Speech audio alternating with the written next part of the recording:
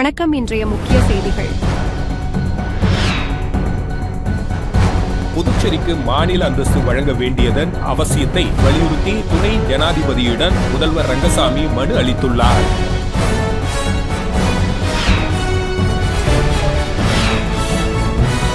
நாட்டின் பாதுகாப்பிற்கும் முன்னேற்றத்திற்கும் அரசியல் கட்சிகள் முக்கியத்துவம் அளிக்க வேண்டும் என குடியரசு துணைத் தலைவர் ஜெக்தீப் தன்கர் கேட்டுக்கொண்டார்.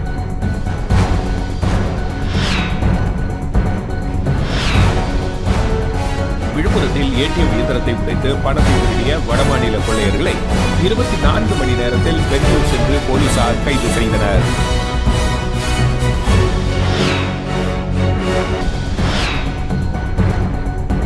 புதுச்சேரியில் வாலிபரை கொடூரமாக வெட்டி படுகொலை செய்த வழக்கில் 2 வரை போலீசார் கைது செய்து சிறையில் அடைத்தனர். இனி வருவது விரிவான செய்திகள். நாட்டின் பாதுகாப்புக்கும் முன்னேற்றத்திற்கும் அரசியல் கட்சிகள் முக்கியத்துவம் அளிக்க வேண்டும் என குடியரசு துணைத் தலைவர் ஜெக்தீப் தன்கர் கேட்டுக்கொண்டார். தேசத்தை கட்டி எழுப்புவதில் சுற்றுச்சூழல் நிலைத்தன்மை என்னும் தலைப்பில் புதுச்சேரி ஜிப்மர் மருத்துவக் கல்லூரி வளாகத்தில் டாக்டர் APJ அப்துல் கலாம் அரங்கில் மாணவர்களுடன் அவர் கலந்துரையாடினார். அப்பொழுது பேசிய அவர், போர் யாருக்கும் உதவியாக இருக்காது, முன்னேற்றத்தை அமைதியை மாற்றும் தன்மை போருக்கு உள்ளது. அனைத்து அரசியல் கட்சிகளும் தேசிய பாதுகாப்பு, தேச முன்னேற்றத்திற்கு முக்கியத்துவம் கொடுக்க வேண்டும். கடந்த 10 ஆண்டுகளில் இந்திய பொருளாதாரம் உயர்ந்து வருகிறது. தற்பொழுது உலகின் 4வது பெரிய பொருளாதார நாடாக இந்தியா விளங்குகிறது. கரோனா பெருந்தொற்று காலத்தில் மருத்துவர்களும் செவிலியர்களும் சுகாதார ஊழியர்களும் தங்களின் வாழ்வை பணயம் வைத்து பணியாற்றினர். 100க்கும் மேற்பட்ட நாடுகளுக்கு கொரோனா தடுப்பூசிகளை பிரதமர் மோடி வழங்கினார். இளநிலை முதுநிலை மருத்துவ படிப்புகளில் மாணவர் சேர்க்கை எண்ணிக்கை உயர்த்தப்பட்டுள்ளது. இதை மேலும் உயர்த்த வேண்டும். மருத்துவ வசதியில் புதுச்சேரி உலகத்தரம் வாய்ந்த மையமாக மாற்றப்பட வேண்டும். இதனால் மருத்துவ சுற்றுலாவிலும் புதுச்சேரி மேம்படும் என்றார். இந்த நிகழ்ச்சியில் கவர்னர் கைலாஷ்நாதன், முதலமைச்சர் ரங்கசாமி, சட்டப்பேரவைத் தலைவர் செல்வம், வைத்திலிங்கம் MP, மாநிலங்களவை உறுப்பினர் செல்வகணபதி, AKD ஆறுமுகம், தலைமைச் செயலர் சரத் சௌகான், ஜிப்மர் இயக்குனர் VS நேகி ஆகியோர் கலந்து கொண்டனர். புதுச்சேரிக்கு மாநில அந்தஸ்து வழங்க வேண்டியதன் அவசியத்தை வலியுறுத்தி துணை ஜனாதிபதியிடம் முதல்வர் ரங்கசாமி மனு அளித்துள்ளார். 3 நாள் அரசுமுறை பயணமாக புதுச்சேரிக்கு வந்துள்ள துணை ஜனாதிபதி ஜெக்தீப் தன்கரை நேற்று சந்தித்த முதல்வர் ரங்கசாமி புதுச்சேரிக்கு மாநில அந்தஸ்து வழங்க வலியுறுத்தி மனு அளித்தார். அவர் அளித்துள்ள மனுவில், புதுச்சேரிக்கு மாநில அந்தஸ்து வழங்க வேண்டும் என்ற நீண்டகால கோரிக்கையை உங்கள் கவனத்திற்கு கொண்டு வர விரும்புகிறேன். மக்களால் தேர்ந்தெடுக்கப்பட்ட அரசாங்கம் மக்களுக்கு அளித்த வாக்குறுதிகளை நிறைவேற்றுவதற்காக அடுத்தடுத்து தேர்ந்தெடுக்கப்பட்ட அரசாங்கங்கள் கட்சி பேதமின்றி மாநில அந்தஸ்தை வழங்க வேண்டிய மத்திய அரசிடம் மீண்டும் மீண்டும் வலியுறுத்தியுள்ளன. புதுச்சேரி சட்டசபையிலும் அனைத்து கட்சிகளின் ஒருமித்த ஆதரவுடன் பல முறை தீர்மானங்கள் நிறைவேற்றியுள்ளது. அனைத்து அரசியல் கட்சிகள் மற்றும் மக்களின் தீவிர விருப்பமான மாநில அந்தஸ்தை புதுச்சேரிக்கு வழங்கப்பட வேண்டும். சட்டசபை கொண்ட புதுச்சேரி யூனியன் பிரதேசம் நிதி ஆணையத்தில் சேர்க்கப்படவில்லை. இது ஒரு யூனியன் பிரதேசம் என கூறி அதன் வளர்ச்சிக்கு முறையற்ற நிதி பகிர்வை ஏற்படுத்துகிறது. எனவே புதுச்சேரியை வாழ்க்கை தரத்தில் அடுத்த கட்டத்திற்கு கொண்டு செல்லவும், சுற்றுலா மற்றும் தொழில்துறை மேம்பாட்டை மேம்படுத்தவும் மாநில அந்தஸ்தை வழங்குவது குறித்து உயர் மட்டங்களில் விவாதிக்குமாறு தங்களிடம் மனதாக கேட்டுக்கொள்கின்றேன் என குறிப்பிடப்பட்டுள்ளது. நாட்டின் பாதையை முன்னோக்கி எடுத்து செல்வதில் பெரிய மாற்றத்தை ஏற்படுத்தும் என்பதால் புதிய கல்விக் கொள்கையை செயல்படுத்தாத மாநிலங்கள் மறுபரிசீலனை செய்ய வேண்டும் என்று குடியரசு துணைத் தலைவர் ஜெக்தீப் தன்கர் கோரியுள்ளார். புதுவைக்கு 3 நாள் அரசுமுறை பயணமாக வந்த குடியரசு துணைத் தலைவர் இறுதி நாளான இன்று புதுச்சேரி மத்திய பல்கலைக்கழகத்தில் மாணவர்கள், பேராசிரியர்கள் முன்பாக உரையாற்றினார். அப்பொழுது பேசிய அவர், புதிய கல்விக் கொள்கையை உருவாக்குவது நாட்டின் கல்வி பயணத்தில் ஒரு திருப்பு முனையாக கருதப்படும். இது உலகின் சிறந்த கல்விக் கொள்கைகளில் ஒன்றாகும். இது தாய்மொழிக்கு முக்கியத்துவம் அளிக்கிறது. புதிய கல்விக் கொள்கை நமது இளைஞர்கள் தங்கள் திறமையையும் ஆற்றலையும் முழுமையாக பயன்படுத்த அனுமதிக்கிறது.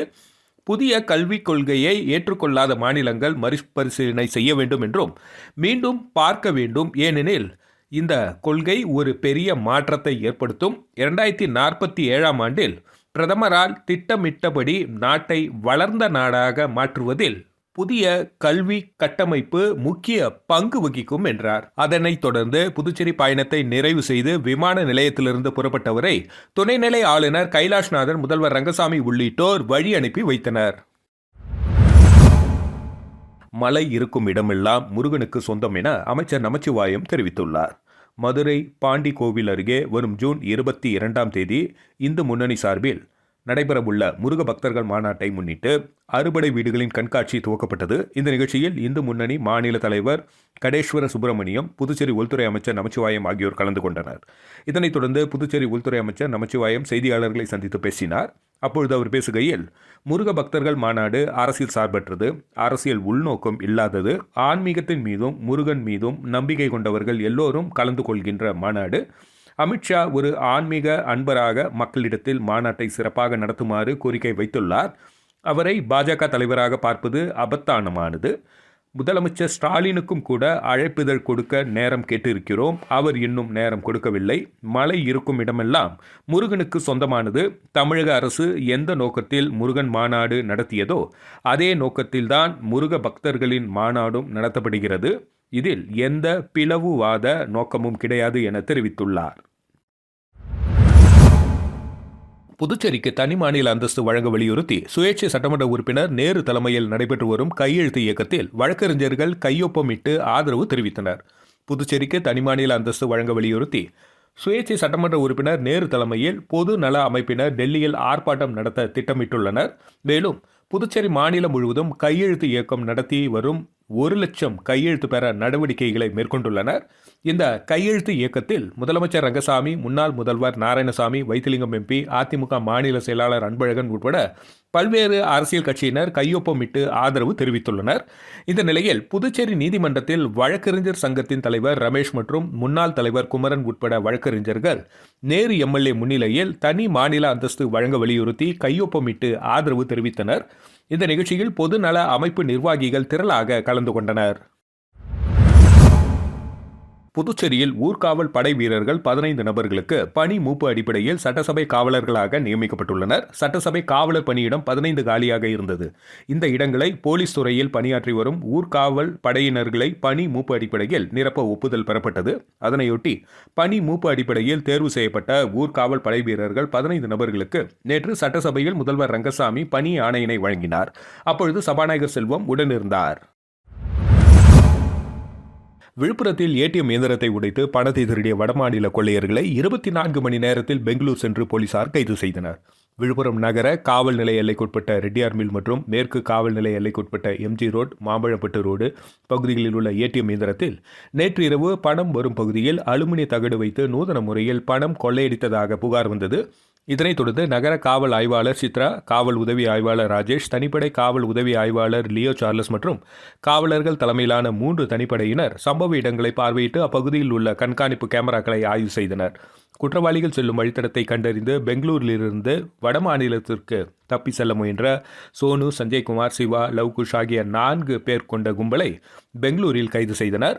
பின்னர் நீதிமன்றத்தில் ஆஜர்படுத்தி சிறையில் அடைத்தனர். 24 மணி நேரத்தில் குற்றவாளிகளை கைது செய்த போலீசார் மாவட்ட காவல் கண்காணிப்பாளர் சரவணன், விழுப்புரம் உட்கோட்ட உதவி காவல் கண்காணிப்பாளர் ரவீந்திரகுமார் குப்தா ஆகியோர் வெகுவாக பாராட்டினர். புதுச்சேரியில் வாலிபரை கொடூரமாக வெட்டி படுகொலை செய்த வழக்கில் 2 போலீசார் கைது செய்தனர். புதுச்சேரி திருக்குனூரை அடுத்த தமிழக பகுதியான கொடாத்தூர் மணவெளி மெயின் ரோட்டில் வில்லியனூர் ஊர்காவல் படை வீரர் அஜித் என்பவர் பணியை முடித்துவிட்டு திரும்பிக் கொண்டிருந்த பொழுது 2 வாலிபர்கள் சந்தேகப்படும்படியாக ஒரு பையை 2 சக்கர வாகனத்தில் கொண்டு சென்றனர். அவர்களை பிடித்து விசாரிக்க முயன்றபொழுது அவர்கள் கையில் வைத்திருந்த பையை சாலையில் வீசிவிட்டு தப்பியோடினர். அஜித் அந்த பையை பார்த்தபொழுது ரத்தம் சொட்ட துண்டான கை இருந்தது. உடனே அவர் இது குறித்து திருக்குனூர் போலீசாருக்கு தகவல் தெரிவித்தனர். ஆய்வாளர் ராஜ்குமார், உதவி ஆய்வாளர் பிரியா மற்றும் போலீசார் சம்பவ இடத்திற்கு விரைந்து வந்து விசாரணை நடத்தினர். இதனைத் தொடர்ந்து செல்லிப்பட்டு படுகை அணை, தமிழக வயல்வெளி மற்றும் காட்டுப்பகுதிகளில் போலீசார் சடலம் ஏதாவது இருக்கிறதா என தேடி வந்தனர். இந்த நிலையில் தமிழக பகுதியான பெரியபாபு சமுத்திரம் பகுதியில் வெட்டப்பட்ட நிலையில் உடல் கண்டெடுக்கப்பட்டது. இதனையடுத்து கண்டமங்கலம் போலீசார் உடலை மீட்டு விசாரணை நடத்தினர். விசாரணையில் அந்த உடல் செல்லிப்பட்டு பகுதியை சேர்ந்த ஆதி என்கிற ஆதி நாராயணன் என்பவரது உடல் என்பது தெரியவந்தது. தொடர்ந்து ஆதியை கொலை செய்த ரோஹித் பாபு என்பது தெரியவந்துள்ளது. இருவரும் மது அருந்துவிட்டு வரும்பொழுது ஆதி அவர்களிடம் தகராறு செய்துள்ளனர். இதனால் ஆத்திரமடைந்த அவர்கள் ஆதியை வெட்டியுள்ளனர். முதலில் வெட்டும் பொழுது ஆதி தடுத்ததால் கையில் வெட்டுப்பட்டுள்ளது. பின் கழுத்தில் வெட்டியுள்ளனர். பின்னர் மீண்டும் கையை வெட்டிய பொழுது கை துண்டாகி உள்ளது. பின்னர் கையை மட்டும் அவர்கள் எடுத்து வந்த பொழுதுதான் போலீசில் சிக்கியுள்ளனர். அவர்களை கைது செய்த போலீசார் நீதிமன்றத்தில் ஆஜர்படுத்தி சிறையில் அடைத்தனர். கண்டமங்கலம் தனியார் கட்டுமானத்திற்கு கட்டுமான பொருள் எடுத்து வந்த லாரி மழைநீர் சேகரிப்பு வாய்க்காலில் சிக்கிக் கொண்டதால் பரபரப்பு ஏற்பட்டது. விழுப்புரம் மாவட்டம் கண்டமங்கலம் விழுப்புரம் நாகப்பட்டினம் தேசிய நெடுஞ்சாலையில் கண்டமங்கலம் அருகே தனியார் கட்டுமானத்திற்கு பயன்படுத்த சாண்ட் டிப்பர் லாரியில் கொண்டு வரப்பட்டது. இதனை கட்டுமானம் மேல்தளம் ஒட்டும் பணிக்காக அருகில் கொண்டு செல்லும் பொழுது மழைநீர் வாய்க்காலில் பின் சக்கரம் சிக்கிக் கொண்டு நின்றது. இதனால் இட உரிமையாளரும் மற்றும் அப்பகுதி மக்களும் சிறிது பதற்றம் அடைந்தனர். பின்னர் சாண்ட் ஏற்றி வந்த லாரி உரிமையாளர் பளு தூக்கும் இயந்திரம் கொண்டு லாரியில் இருந்த சாண்ட் முழுவதையும் இறக்கிய பின்னர் அந்த லாரியை மீட்டனர். ஆதி திராவிட நலத்துறை மூலம் முத்தியால்பேட்டை தொகுதிக்குட்பட்ட கல்லறை பகுதியில் ரூபாய் 20 லட்சம் மதிப்பில் சிமெண்ட் சாலை அமைக்கும் பணியினை தொகுதி சட்டமன்ற உறுப்பினர் பிரகாஷ்குமார் முன்னிலையில் அமைச்சர் சரவணகுமார் தொடங்கி வைத்தார். புதுச்சேரி அரசு ஆதி திராவிட மற்றும் பழங்குடியினர் நலத்துறை மூலம் முத்தியால்பேட்டை தொகுதிக்குட்பட்ட சோலை நகர் தெற்கு பகுதி அருகே உள்ள கல்லறை பகுதியில் ரூபாய் 20 லட்சம் மதிப்பில் புதிய சிமெண்ட் சாலை அமைக்கும் பணியினை துவக்க விழா இன்று நடைபெற்றது.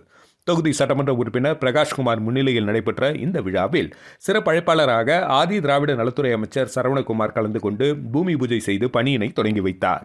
இந்த நிகழ்ச்சியில் ஆதி திராவிட நலத்துறை இயக்குநர் இளங்கோவன், சார் பொறியாளர் பக்தவச்சலம், இளநிலை பொறியாளர் கார்த்திக் மற்றும் சட்டமன்ற உறுப்பினரின் ஆதரவாளர்கள் உட்பட அப்பகுதி மக்கள் திரளாக கலந்து கொண்டனர்.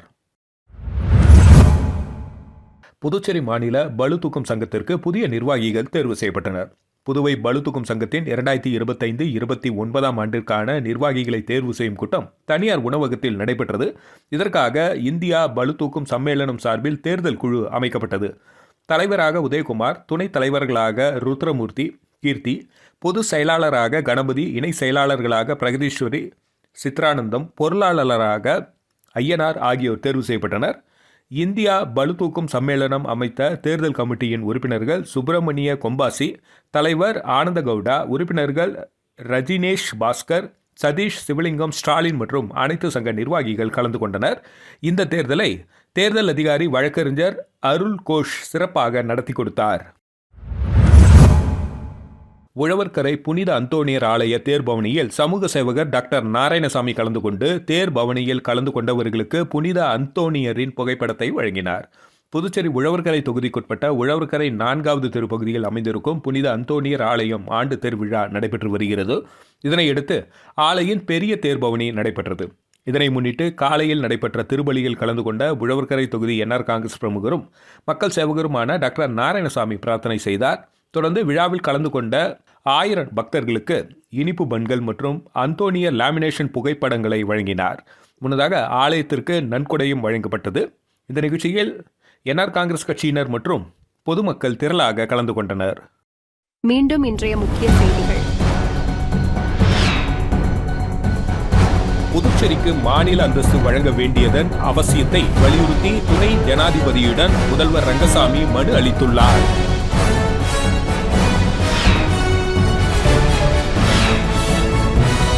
நாட்டின் பாதுகாப்பிற்கும் முன்னேற்றத்திற்கும் அரசியல் கட்சிகள் முக்கியத்துவம் அளிக்க வேண்டும் என குடியரசு துணைத் தலைவர் ஜெக்தீப் தன்கர் கேட்டுக்கொண்டார்.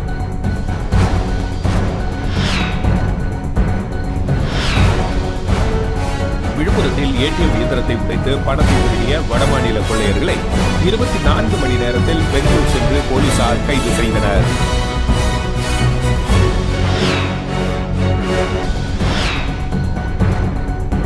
புதுச்சேரியில் வாலிபரை கொடூரமாக வெட்டி படுகொலை செய்த வழக்கில் 2 போலீசார் கைது செய்து சிறையில் அடைத்தனர்.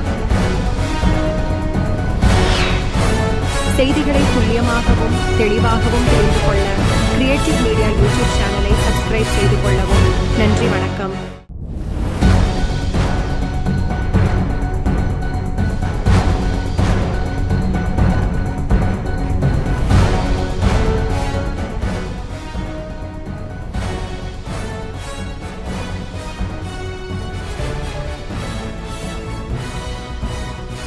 நம்ம சேனலை சப்ஸ்கிரைப் பண்ணுங்க, லைக் பண்ணுங்க, ஃப்ரெண்ட்ஸ்க்கும் ஷேர் பண்ணுங்க.